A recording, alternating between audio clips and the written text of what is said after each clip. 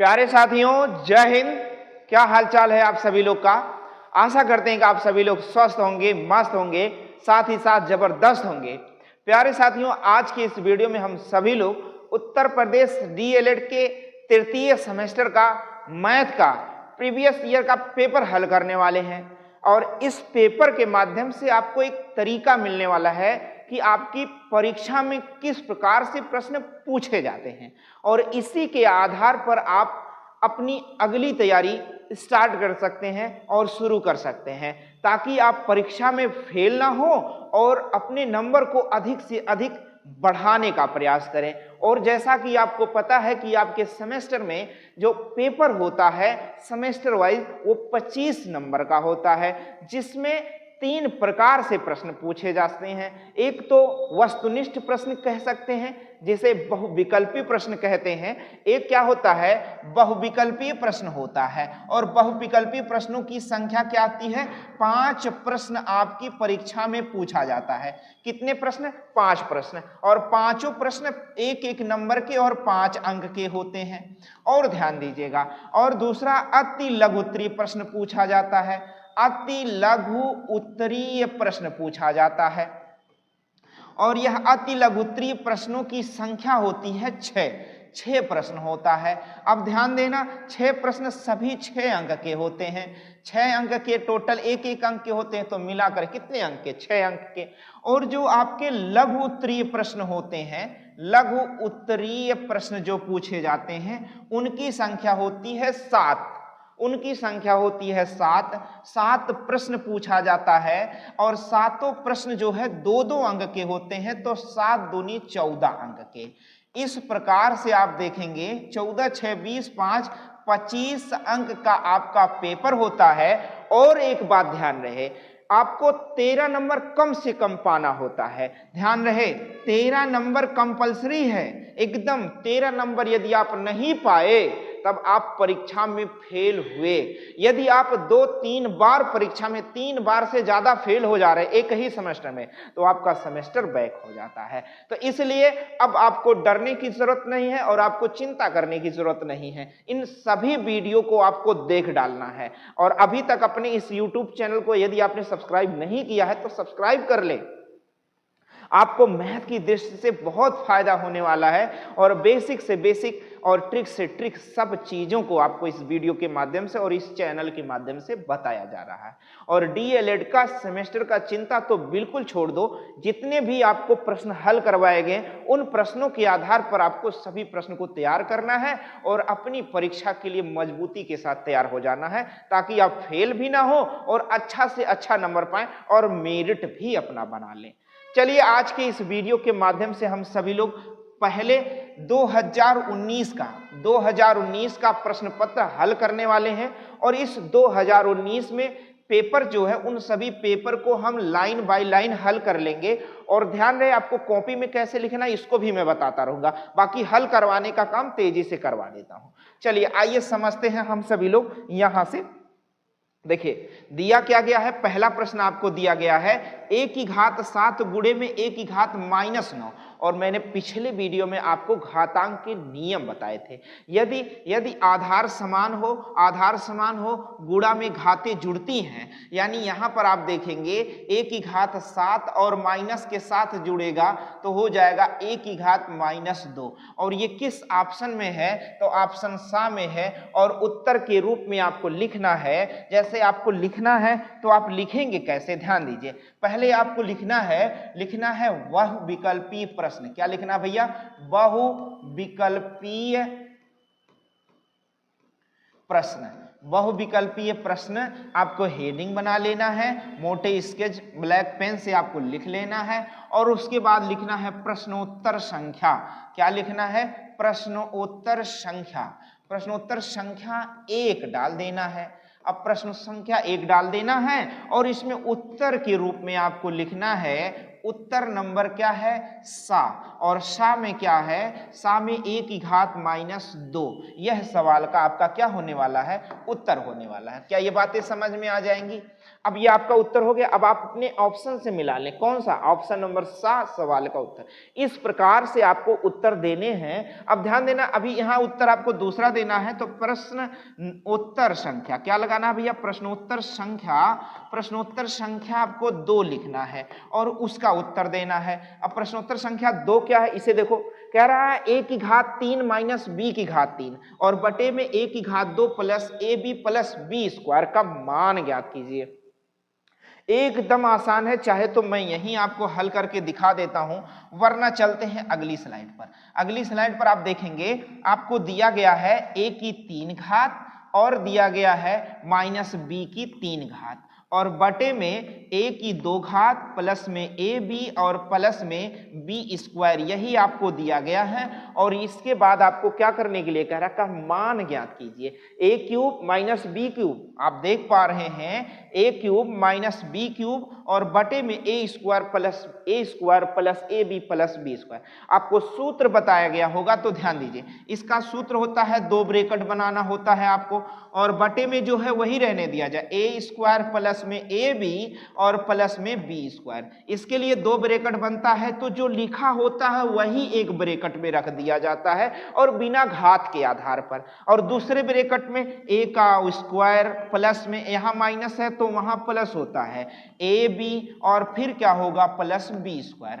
जैसा कि आप देख पा रहे हो ऊपर नीचे सेम संख्या आ गई हैं तो ये दोनों कट जाएंगी और रह क्या जाएगा, a माइनस b। यही सवाल का आपका क्या होने वाला है, उत्तर। अब इसे आपको केवल ऑप्शन के रूप में लिखना है, a माइनस b इस सवाल का उत्तर हो जाएगा।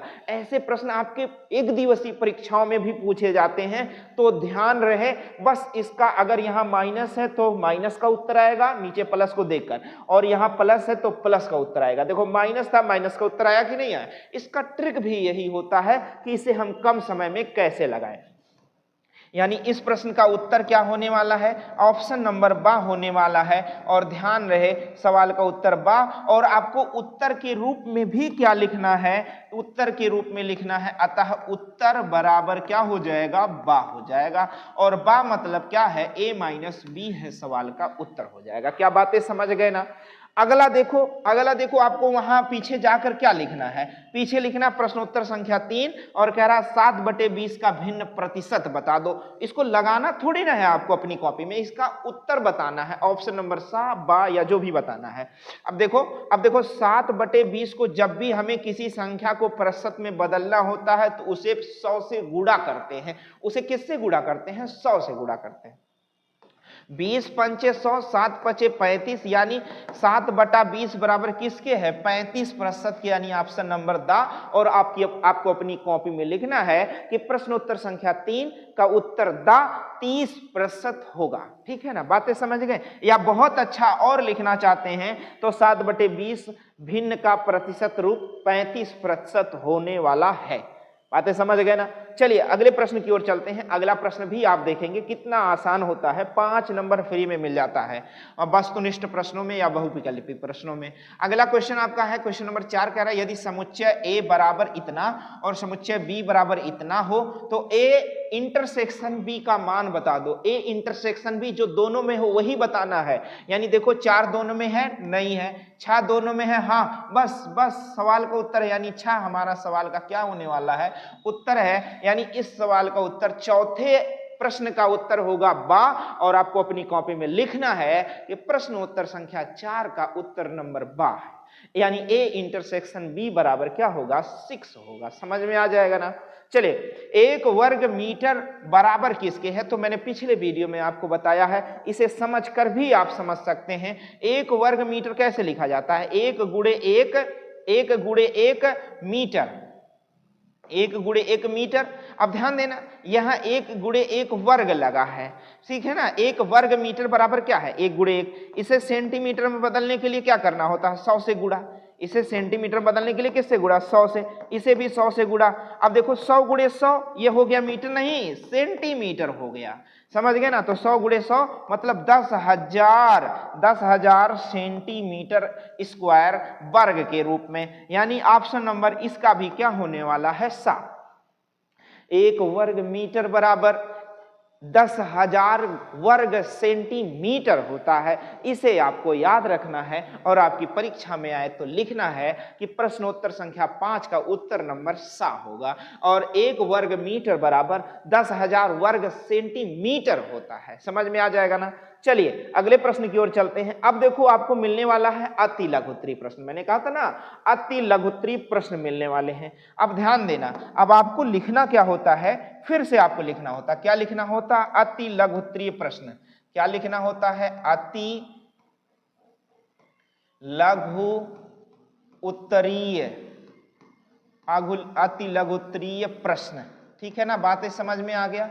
अति लघुत्तरीय प्रश्न में आपको डालना है प्रश्नोत्तर संख्या। क्या डालना है, प्रश्नोत्तर संख्या 6 डालना है। क्या ये बात समझ गए ना, प्रश्नोत्तर संख्या 6 डालना है। अब ध्यान दीजिए, इसके लिए आपको लगाना होता है यहां पर, क्योंकि 1 नंबर आपको डायरेक्ट नहीं मिलने वाला है, बिना लगाए आप सवाल का उत्तर नहीं पाएंगे, नंबर नहीं पाएंगे। देखो कह रहा है एक वाहक चेक किसे कहते हैं। देखो वाहक चेक किसे कहते हैं, इसे समझना है आपको। वाहक चेक क्या है, तो आप हेडिंग डालोगे वाहक चेक। क्या डालोगे भैया, वाहक। अब हेडिंग आप अपनी कॉपी में किस कलर से डालते हैं, रेड को छोड़कर सबसे डाल सकते हैं, वाहक चेक। वाहक चेक डालेंगे और इसके बारे में आप लिखेंगे। वाहक चेक वह चेक होता है, वाहक चेक वह चेक होता है जिसपे किसी व्यक्ति का नाम होता है। ध्यान रहे, किसी व्यक्ति का नाम होता है, वह व्यक्ति स्वयं या किसी वाहक के माध्यम से, किसी व्यक्ति के माध्यम से उस चेक पर लिखित राशि को बैंक से प्राप्त कर सकता है। वाहक चेक वह चेक होता है जिस चेक पर किसी व्यक्ति का नाम होता है, नाम ऊपर लिखा रहता है, अकाउंट नंबर लिखा रहता है। चेक ऐसे होता है ना बाबू, चेक ऐसे होता है और चेक के इस साइड में नाम, अकाउंट नंबर, सारी चीजें लिखी होती हैं। ध्यान रहे, वाहक चेक वह चेक होता है जिस पर किसी व्यक्ति का नाम लिखा होता है, मतलब उस अकाउंटेंट का नाम, अकाउंट होल्डर का नाम लिखा होता है, और साथ ही साथ चाहे वह व्यक्ति जाए और चाहे किसी व्यक्ति को भेजकर वाहक के माध्यम से उस चेक पर लिखी राशि को बैंक से प्राप्त कर सकता है। एक बात और ध्यान रहे कि उस चेक पर खातेदार का हस्ताक्षर आवश्यक है, जरूरी होता है। क्या ये बातें समझ गए? इस प्रकार से आपको यहां लिखना है और 2 नंबर पूरा प्राप्त करना है। क्या बातें समझ में आ जाएंगी? तो ठीक है, चलते हैं हम सभी लोग अगले प्रश्न की ओर, यानी प्रश्न संख्या 7 पर चलते हैं। किस पर चलते हैं? प्रश्न संख्या 7 पर चलते हैं।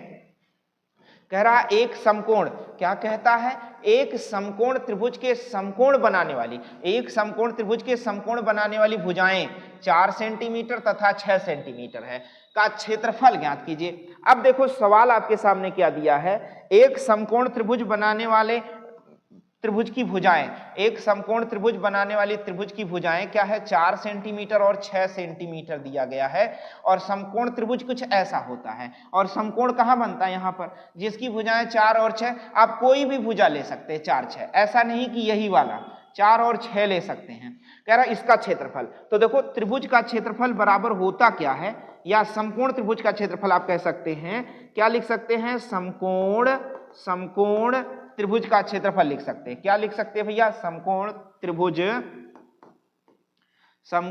त्रिभुज का क्षेत्रफल लिख सकते हैं। और क्षेत्रफल के रूप में आप लिख सकते हैं सूत्र 1/2 आधार, क्या भैया, आधार गुणे में ऊंचाई आपको लिखना है। आधार कितना है आपका, 6 है, और ऊंचाई क्या है, 4 है। तो 2 तिया 6 और 4 तिया 12 वर्ग सेंटीमीटर इस त्रिभुज का क्या हो जाएगा, क्षेत्रफल हो जाएगा। इस प्रकार से पूरा नंबर लेने के लिए आपको लिखना पड़ता है ताकि आपको पूरा नंबर मिले और कम नंबर एक भी ना हो पाए। गणित तो ऐसा होता है जिसमें एक भी नंबर लोगों का कटता नहीं है, पूरा का पूरा नंबर मिल जाता है। चलिए देखिए अगला, कह रहा है कि यदि संख्या, देखिए क्या कहता है, यदि 9x 12 व 16 समानुपात में हो तो x का मान ज्ञात कीजिए। तो अगले प्रश्न के लिए आपको क्या करना होता है, प्रश्न संख्या 8 के बारे में हम चर्चा करने वाले हैं। प्रश्न संख्या 8 में देखो क्या कह रहा है, ध्यान दीजिए। 8 में कहता है कि एक संख्या 9 है और एक संख्या 12 है, दूसरी संख्या x है, अगली संख्या क्या है, 16 है। बात समझ गए ना। अगली संख्या क्या है, 16। देखो 9x 12 16, अच्छा 9x 12 16 है, कोई बात नहीं। 9 को जगह हम क्या रखते हैं, 12 की जगह इधर कर देते हैं और x को किधर कर देते हैं, इधर कर देते हैं। और कह रहा कि ये सभी संख्याएं आपस में एक दूसरे के क्या हैं, समानुपाती में है, समानुपात में है, समानुपात में है। अब ध्यान दीजिए, कह रहा x का मान फाइंड करना है, यानी x का मान प्राप्त करना है, ज्ञात करना है। तो ऐसे में समानुपाती का नियम लगाते हैं, 9 अनुपाते x समानुपाते 12 अनुपाते 16 लगाते हैं। और यहां पर काम करता है सूत्र, एक अंतः पदों का गुणनफल। क्या लगाते हैं, अंतः पदों का गुणनफल, और बराबर होता है बाह्य, क्या होता है, बाह्य पदों का गुणनफल। क्या ये बात समझ गए ना, अंतः पदों का गुणनफल बराबर बाह्य पदों का गुणनफल, यह लगा देते हैं। क्या ये बातें समझ में आ जाएगा, इस प्रकार से आप हल करेंगे।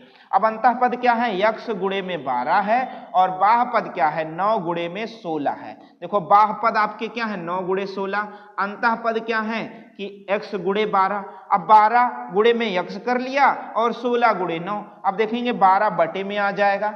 अब यहाँ x का मान आ गया, 16 9 144 होता है और बटे में 12, तो 12 में 144, यानी x का मान क्या आ गया, 12। और इस प्रकार से आपको हल करके पूरा नंबर प्राप्त करना है और सवाल का उत्तर देना है। चलिए अगले प्रश्न की ओर चलते हैं। अगला प्रश्न आप देखेंगे, प्रश्न संख्या 8 आपने देख लिया है, स्क्रीनशॉट ले लिया करिए। चलिए प्रश्न संख्या 9 के बारे में चर्चा करते हैं। प्रश्न संख्या 9 के बारे में चर्चा करते हैं। प्रश्न संख्या 9 क्या कहता है कि भैया इसका क्या करना है, गुणनखंड करना। किसका, x square plus 3x minus 10 का गुणनखंड करना है। x प्लस में 3, x स्क्वायर प्लस में 3x माइनस 10 का क्या करना है, माइनस 10 का गुणनखंड करना है। माइनस 10 है, माइनस 10, या x स्क्वायर प्लस में 3x माइनस 10 का क्या करना है, गुणनखंड करना है। तो ध्यान देना। अब यहां पर आपको क्या करना है, पहले x स्क्वायर लिख लेना है। क्या लिख लेना है, पहले x स्क्वायर लिख लेना है और यहाँ माइनस 10 लिख लेना है। इस 3 को तोड़ो कुछ इस प्रकार से कि गुणा करने पर 10 आ जाए और जोड़ने घटाने पर 5 आ जाए। तो मैं कर लेता हूं 5x और 2x। देखो 5 और 2, 5 माइनस 2 बराबर 3x और 5 दूनी 10, माइनस 10 हो जाएगा कि नहीं हो जाएगा। फिर आप देखोगे अगली लाइन में कि यहाँ दोनों में कॉमन हो गया x, तो बच गया क्या, x, और यहाँ क्या बच गया, 5 बच गया। यहाँ पर देखो माइनस 2 कॉमन ले लिया तो बचा क्या, x, और माइनस कॉमन बाहर, 2 कॉमन बाहर, तो बचा 2 पंचे 10, यानी 5 बच गया। अब देखो कि दो पद बन गए, दोनों पदों में x प्लस 5 कॉमन ले लिया जाए और बचा क्या, x माइनस 2। यह सवाल का उत्तर हो जाएगा, यानी इस प्रश्न का गुणनखंड ये हो जाएगा और सवाल का उत्तर हो जाएगा। स्क्रीनशॉट ले सकते हैं। चलते हैं हम सभी लोग प्रश्न संख्या 10 की ओर चलते हैं। प्रश्न संख्या 10 की ओर चलते हैं और प्रश्न संख्या 10 क्या कहता है, ध्यान दीजिए। कह रहा 6 मीटर, कै मीटर, 6.0 मीटर लंबाई और 25 मीटर ऊंचाई और 15 सेंटीमीटर मोटाई वाली दीवार का आयतन बताना है। क्या बताना है, दीवार का आपको आयतन बताना है। तो ध्यान दीजिए, चलिए अब समझते हैं दीवार का आयतन क्या होगा। ध्यान दीजिए, अब आपको क्या करना था, ये ध्यान दो भाई, आपका चल क्या रहा है, अति लघुत्तरीय प्रश्न चल रहा है। इसमें 10वां दिया है कि एक बड़ी सी दीवार है। क्या है, एक बड़ी सी दीवार है जिसकी लंबाई 6.0 मीटर है, 6.0 मीटर है। और दीवार, अब देखो दीवार है तो इसमें मोटाई भी होती है, इसमें दीवार में मोटाई भी होती है। अब दीवार की मोटाई कितना दिया गया है, ये देख लो आप, 25 मीटर ऊंची और 15 सेंटीमीटर मोटी। 25 मीटर ऊंची, ऊंचाई कितनी है इसकी, 25 मीटर दिया गया है और इसकी मोटाई जो दिया गया है वो 15 सेंटीमीटर दिया गया है। कह रहा है इस दीवार का क्या करना है, आपको आयतन बताना है। इस दीवार का क्या बताना है भैया, इस दीवार का आपको आयतन बताना है, ध्यान रहे, इस दीवार का आपको आयतन बताना है। और दीवार देखो कुछ इसी प्रकार से आपको दीवार दिखता है, जब भी आप देखते हो तो दीवार कुछ इसी प्रकार से आपको दिखता है, बात समझ गए ना। और दीवार में ईंट लगे होते हैं, क्या ये बात समझ गए आप सभी लोग? क्या दीवार आपको ऐसे दिखता होगा, ऐसे दिखता होगा। अब इस दीवार का आयतन, तो चलो लिख लो, दीवार का आयतन लिख लो। दीवार का आयतन बराबर होता है लंबाई गुणे चौड़ाई गुणे में ऊंचाई। लंबाई कितनी है 20 मीटर, 6 मीटर है। लंबाई कितनी है 6 मीटर है, और ऊंचाई इसकी है 25 मीटर, और चौड़ाई इसकी है 15 सेंटीमीटर।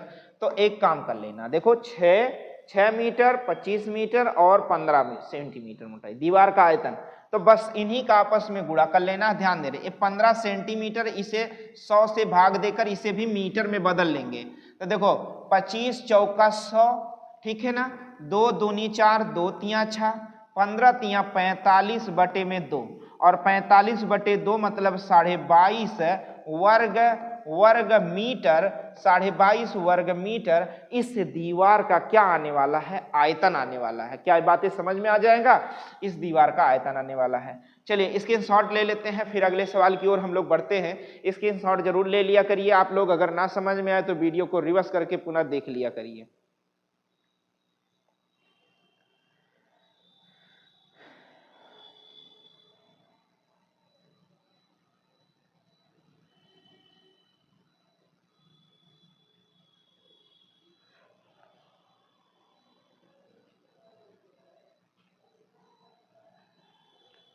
चलिए अगले प्रश्न की ओर चले।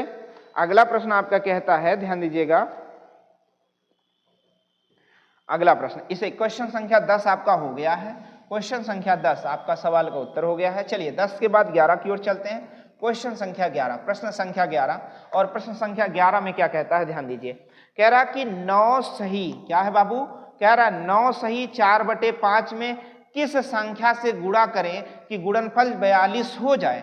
अरे भाई 9 सही 4/5 की बात करता है, क्या बात करता है, 9 सही 4/5 में माना x से गुणा करे तो यह संख्या क्या हो जाए, 42 हो जाए। 9 सही 4/5 में किससे गुणा करे, x से गुणा करे, जो किसके बराबर हो जाए, 42 के। अब देखो 9 पचे 45, 4 49 बटे में 5 हो गया, और गुणे में x बराबर क्या हो गया, 42 हो गया। अब आप देखेंगे 49 बटे 5 यहाँ चलाएगा, 5 बटे 49 हो जाएगा, और x का मान आ जाएगा 7 छक 42 और 7 सते 49, 6 पंचे 30 बटे 7 से गुणा करेंगे, गुणा करने पर मान क्या हो जाएगा, 42 हो जाएगा। समझ में आ गया? बस इतना सही करना है, नोट कर ले। अगले प्रश्न की ओर चलते हैं हम सभी लोग, अगले प्रश्न की ओर चलते हैं। अब आपके सामने आता है लघुत्तरी प्रश्न। क्या आता है, लघुत्तरी प्रश्न। क्या ये बातें समझ में आ जाएंगे? तो ये आपने 6, 5, 11 क्वेश्चन कर लिए। अब चलते हैं हम सभी लोग लघुत्तरी प्रश्न की ओर, और लघुत्तरी प्रश्न में आप देखेंगे यहाँ पर आपको 7 प्रश्न मिलते हैं, और दो नंबर के सभी प्रश्न होते हैं। देखो कहता है कि 12 प्रश्न संख्या 12 कहता है कि 1000 रुपए का 10% वार्षिक ब्याज की दर से 2 वर्ष का चक्रवृद्धि ब्याज ज्ञात कीजिए। क्या ज्ञात करना है, ध्यान दीजिए, कह रहा है। अब आपको पहले हेडिंग भी बना लेनी है। क्या लगाना है, लघु उत्तरीय प्रश्न। क्या लगाना है, लघु उत्तरीय प्रश्न। लघु उत्तरीय प्रश्न आपने हेडिंग डाल लिया, और इसके बाद आपको लिखना है प्रश्न संख्या। क्या लिखना है, या प्रश्नोत्तर संख्या। प्रश्नोत्तर संख्या 12 डाल देना है। क्या ये बात समझ गए ना? अब आपको चक्रवृद्धि ब्याज पूछा क्या गया है, ये ध्यान दो। कह रहा चक्रवृद्धि, देखो चक्रवृद्धि ब्याज बताओ। 1000 रुपए की राशि है आपके पास, तो सूत्र लगाओ पहले। मिश्र धन बराबर क्या होता है, बताओ। मिश्र धन बराबर मूलधन, क्या होता है, मूलधन, और गुणे में 1 प्लस दर बटे में 100 की घात में समय, यही तो होता है। अब देखो मूलधन 1000 रुपए है, और मिश्र धन दर 10% है वार्षिक, बटे में 100, और समय 2 वर्ष है। देखो 0 से 0, 10 एकम 10, 11, यानी 1000 गुणे में 11 बटे में 10, और कितनी बार, 2 बार, 11 बटे में 10। फिर देखोगे 1 1 2 जीरो से 2 जीरो कट गया, 11 11 में 121 और ये वाला जीरो लगा देगा, ये आ गया मिश्र धन। अब आपको चक्रवृद्धि ब्याज बताना है, वृद्धि ब्याज बताना है। भाई बोलो, चक्रवृद्धि क्या बताना है? ब्याज बताना है। चक्रवृद्धि ब्याज बताना है तो चक्रवृद्धि ब्याज बराबर होता क्या है? मिश्र धन माइनस में क्या होता है? मूलधन होता है। अब बताओ मिश्र धन कितना आया है?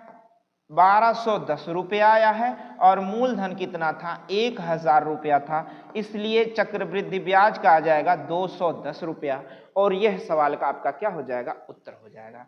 अब यही सवाल आपके एक दिवसीय परीक्षा में आया होता तो सीधे आपको 1000 रुपये का 10% के हिसाब से 2 वर्ष का चक्रवृद्धि ब्याज बनता है 21% और 21/100 लगा देना है। 2 जीरो से 2 जीरो खत्म, 21 दहा में 210 सवाल का उत्तर हो जाता। मात्र 5 सेकंड का सवाल हो जाता। लेकिन अब आपको एक दिवसीय परीक्षा में नहीं जाना है, डीएलएड वाला देखना है, तो ऐसे में आपको इस तरीके से पूरा लगाना पड़ेगा, वरना ये 5 से 10 सेकंड का भी सवाल नहीं है। बात समझ गए ना? चलिए अगले प्रश्न की ओर चलते हैं, प्रश्न संख्या 13 की ओर चलते हैं। प्रश्न संख्या 13 में देखते हैं क्या है। प्रश्न संख्या 13, अब ध्यान दीजिए, प्रश्न संख्या 13 क्या कहता है इसे देखते हैं। कहता है कि एक ठोस है आपके पास, एक ठोस घनाभ की लंबाई, चौड़ाई, ऊंचाई क्रमशः 4, 5 और 6 के अनुपात में है। किस अनुपात में है? 4, 5 और 6 के अनुपात में है। देखो एक ठोस घनाभ, क्या भैया? घनाभ की लंबाई क्या है? लंबाई अनुपाते चौड़ाई अनुपाते ऊंचाई, क्या भैया? लंबाई चौड़ाई अनुपाते ऊंचाई दिया गया है और क्रमशः क्या क्या दिया गया? 4, 5, 6 के अनुपात में दिया गया है। 4:5:6। अब देखो जब भी ऐसा दिया हो तो हम 4x 5x और 6x कर लेते हैं। क्या इतनी बात समझ में आ जाएगी? इतनी बात अगर आपको समझ में आ जाए तो अब आप देखिए, जब इसकी लंबाई चौड़ाई और ऊंचाई का अनुपात हमने देख लिया तो अगली लाइन में भी कुछ कह रहा तथा उसका आयतन 960 घन सेंटीमीटर है।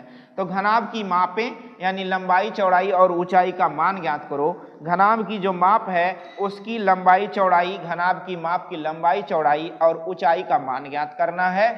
तो ध्यान दीजिए, घनाभ का आयतन 960 दिया, तो देखो घनाभ का आयतन होता क्या है? घनाभ का आयतन बराबर होता है लंबाई गुणे चौड़ाई गुणे में ऊंचाई। अब देखो 4x गुणे में 5x गुणे में 6x बराबर में 960। देखो 4 पंचे 20, छक्का 120, 20 और गुणे में x गुणे x गुणे x, x की 3 घात। अब यहां आ गया 960। बात समझ गए ना? 120 गुणे में तो 120 बटे में आ जाएगा, x की 3 घात, 0 से 0, 12 8 96। घन का उल्टा घनमूल हो जाता है तो x का मान क्या आ जाएगा? 2 आ जाएगा। x का मान क्या आ जाएगा? 2। अब देखो घनाभ की लंबाई क्या हो जाएगी? यहीं पर आप देख सकते हो, घनाभ की लंबाई 2 चौके यानी 4 दूनी 8। इसे आपको क्या करना है? अलग से लिखना है, अपनी कॉपी में नीचे लिखना है। अतः लंबाई बराबर, आपको क्या लिखना है कॉपी में? अतः लंबाई बराबर, अतः लंबाई आपको अपने हिसाब से लिखना। लंबाई बराबर भैया 4x, 4 गुणे में 2 बराबर 4 दूनी 8। अब जो भी यूनिट दिया रहेगा, देखो जो आयतन दिया है कैसे दिया? 960 घन सेंटीमीटर, तो यहाँ क्या लगाओगे? 8 सेंटीमीटर लगाओगे। और ऊंचाई इसकी आपके देखेंगे, लंबाई चौड़ाई देख लेते हैं। चौड़ाई आप देखेंगे तो क्या दिया है भैया? 5x, तो 5 गुणे में 2 बराबर 5 दूनी 10 सेंटीमीटर। और ऊंचाई के बारे में बात करेंगे तो ऊंचाई 6x दिया है, तो 6 गुणे में 2 बराबर 4 दूनी 12 सेंटीमीटर। इस प्रकार से आपको हल करते हुए चलना है और सवाल का उत्तर देते हुए चलना है। क्या ये बातें समझ गए ना? तो इसके लिए स्क्रीनशॉट ले सकते हैं आप, फिर उसके बाद आगे चलते हैं हम लोग। प्रश्नोत्तर संख्या 13 ने आपको बताया, 13 बताया गया, इसे आप हल कर सकते हैं। चलिए 13 के बाद चलते हैं हम लोग प्रश्नोत्तर संख्या 14 की तरफ। प्रश्नोत्तर संख्या 14 की तरफ चलते हैं। प्रश्नोत्तर संख्या हमें 14 देखना है, तो ध्यान रहे। कहता है कि भैया एक्स स्क्वायर, देखो क्या दिया गया है, कह रहा है एक्स स्क्वायर -1 -2y -y का गुणनखंड कीजिए, इसका गुणनखंड करना है। तो चलिए देखते हैं क्वेश्चन संख्या 14 के बारे में बात करते हैं। कह रहा है x square -1 -2y -y square का y स्क्वायर का क्या करना है, गुणनखंड करना है। क्या करना है, गुणनखंड करना है। यही तो प्रश्न है आपके पास, X square -1 -2y -y square. तो देखो एक काम कर लेते हैं, थोड़ा सा इसमें कभी कभी कुछ प्रश्न ऐसे होते हैं जिसे हमें हल करना होता भैया, जिसे हमें हल करना होता है तो अपने हिसाब से हल करना होता। देखो जैसे एक्स स्क्वायर लिखा है, इनमें सब माइनस कॉमन ले लो, माइनस कॉमन ले लिए। अब देखो यहाँ क्या बन गया, वाई स्क्वायर +2y और प्लस में क्या आ गया, 1 आ गया। जैसा कि आप देख पा रहे हो, पहले पद का वर्ग धन दूसरे पद का वर्ग धन 2 गुना पहला पद गुणे दूसरा पद। तो यहाँ एक्स स्क्वायर -y + 1 क्या आ जाएगा, y + 1 का होल स्क्वायर आपको दिख गया। अब इसे आप सरल करेंगे तो सूत्र से सरल करेंगे। कौन से सूत्र से, दो ब्रैकेट बनाएंगे, एक में x माइनस y और जब ये माइनस तो ये भी माइनस हो जाएगा, एक में x प्लस, ये दोनों सब प्लस प्लस, समझ गए ना, इसका उत्तर हो गया, ये फैक्टर हो जाएगा। क्या ये बातें समझ में आ जाएंगी, यानी इस क्वेश्चन संख्या 14 का उत्तर ये हो जाएगा। चलिए स्क्रीनशॉट ले लीजिए, फिर आगे बढ़ते हैं। क्वेश्चन संख्या 14 के बाद देखते हैं क्या।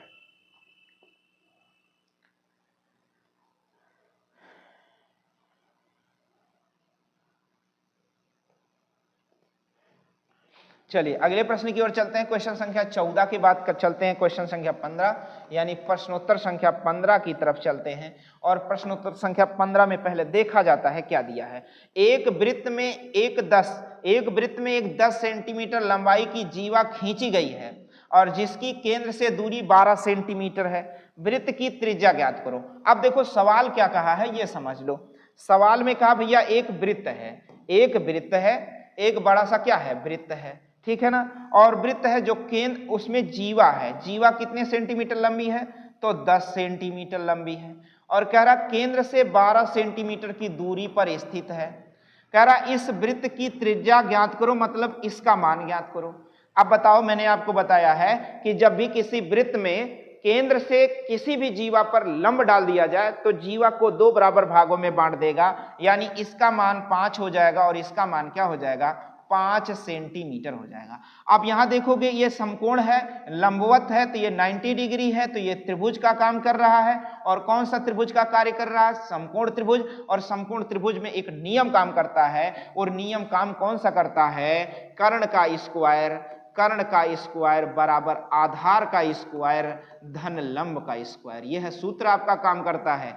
तो कर्ण आपको ज्ञात करना है, आधार 5 है तो 5 का वर्ग, लंब 12 है तो 12 का वर्ग, पंचम 25, 12 12 में 144।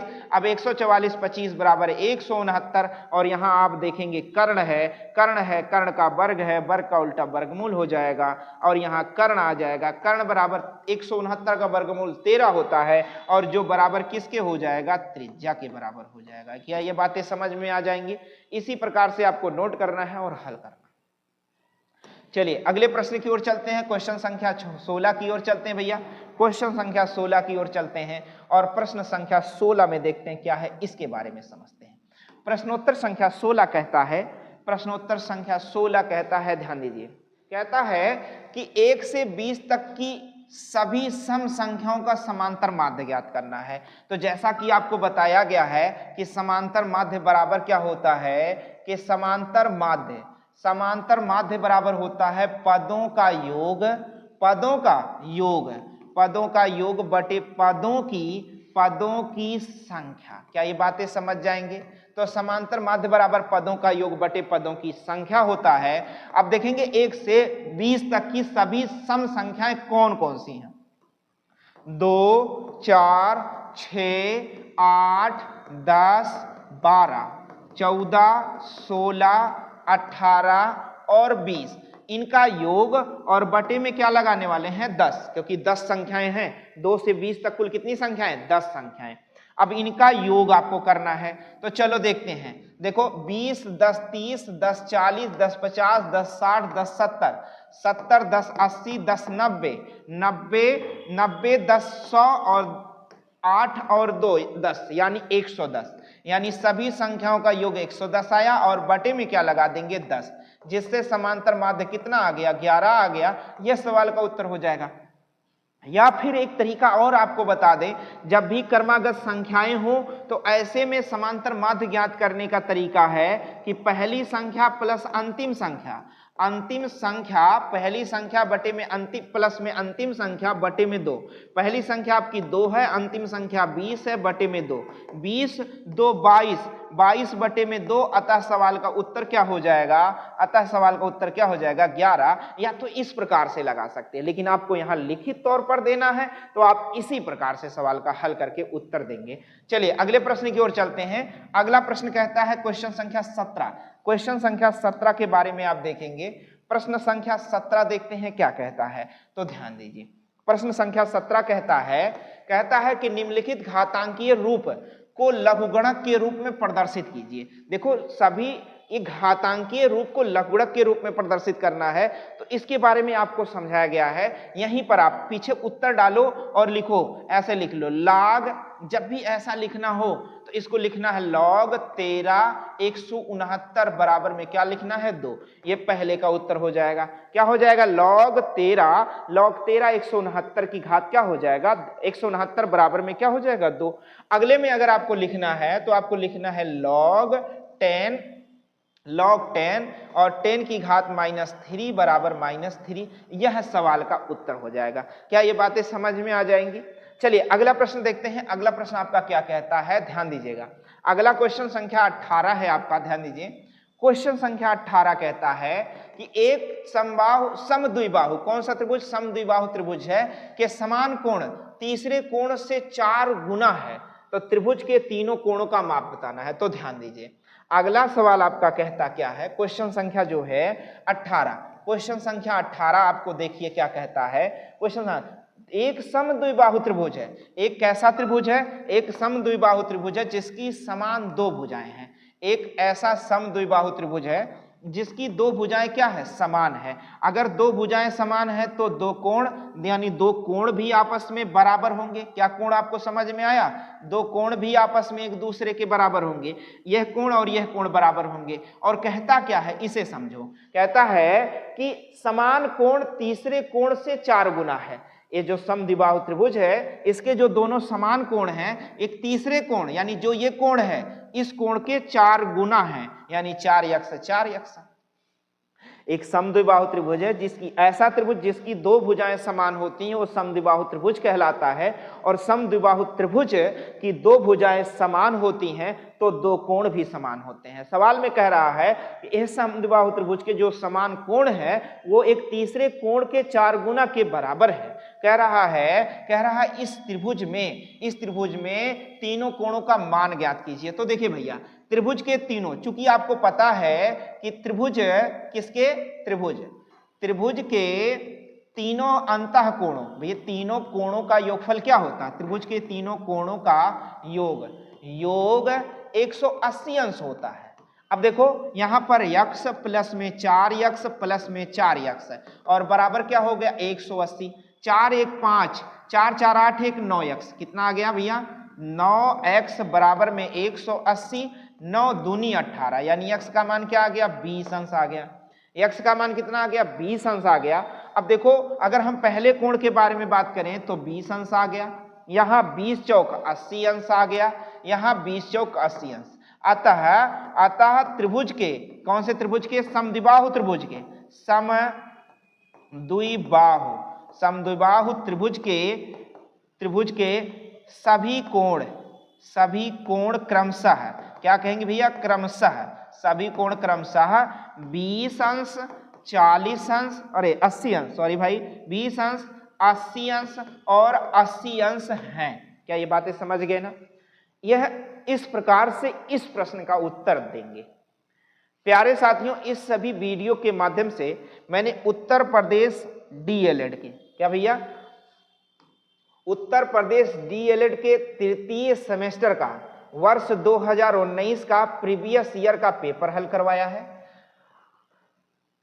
अब इन सभी पेपर, इस पेपर के माध्यम से आप अपनी परीक्षा की तैयारी को बेहतर तरीका यानी बेहतर बना सकते हैं कि हम परीक्षा में जाने से पहले समझ लें कि पेपर किस प्रकार से आता है और फिर उसी आधार पर आप तैयारी करें।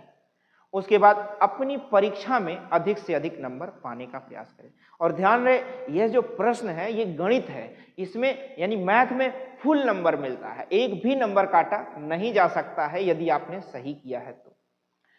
वर्ष 2019 के इस प्रश्न पत्र के माध्यम से आपने समझा, जाना। आशा करते हैं कि यह वीडियो आपको अच्छा लगा होगा, तो लाइक, शेयर और सब्सक्राइब करना बिल्कुल ना भूलें। साथ ही साथ बेल आइकन यानी घंटा भी दबाएं, जिससे हमारा मनोबल बढ़ता है और साथ ही साथ हमारे अगले वीडियो का नोटिफिकेशन भी आप तक समय से पहुंचता है।